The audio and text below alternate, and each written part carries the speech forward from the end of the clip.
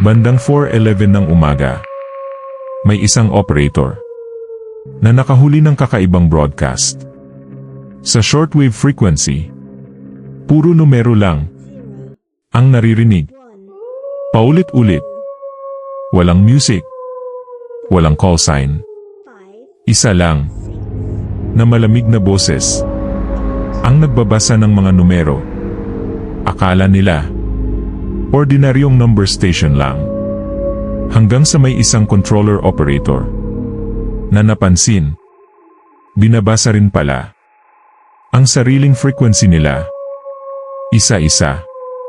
Kasunod nito, may mga coordinates na lumabas sa radio display. At bago matapos ang transmission, may narinig silang isang mensahe. Nahanap na namin kayo. Biglang nag-static lahat ng frequency sa paligid. At mula noon, wala nang gustong mag-monitor. Tuwing 4:11 ng umaga. 4:11